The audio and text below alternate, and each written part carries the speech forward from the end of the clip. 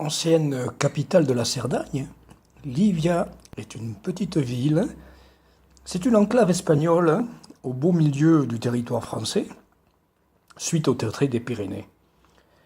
La petite ville a gardé un quartier médiéval, avec son église, sa vieille tour Bertrand Dussau, son petit musée. Vous remarquez que la banderole République indique la farouche volonté d'indépendance de ce petit coin de Catalogne. Derrière l'église, on a retrouvé des restes du forum romain de l'antique castrum Libier, une ville importante à l'époque. L'église a été fortifiée, elle est bien entendu postérieure à nos événements.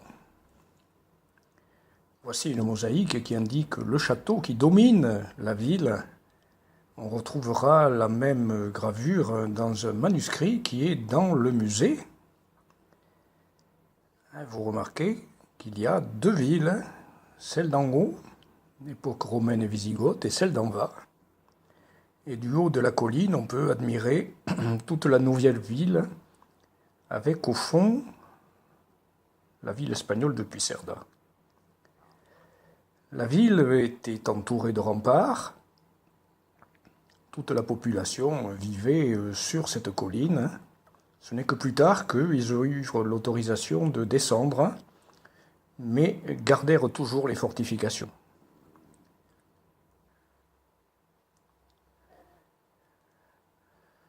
On voit bien que Livia est au centre de la Cerdagne, entourée par toutes les chaînes de montagnes pyrénéennes, à l'époque couvertes de neige.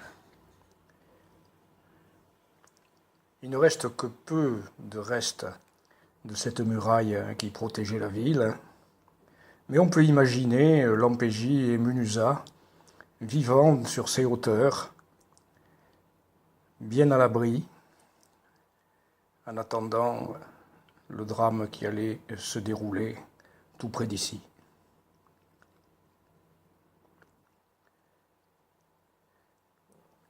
Le vrai château se trouve vraiment au sommet de la butte.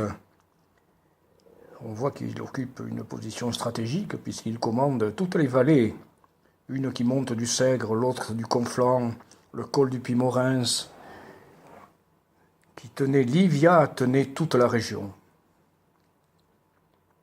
Le château a été rasé sur ordre de Louis XI, car une révolte l'avait indisposé et il voulait en punir les auteurs.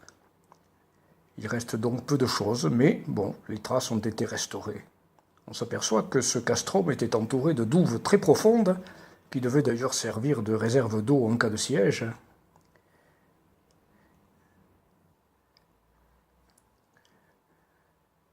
La restauration essaie de consolider ce qui reste, à peine de ces murs, juste les fondations. Mais c'est ici que Munuza et Lampégie ont connu leur nuit d'amour.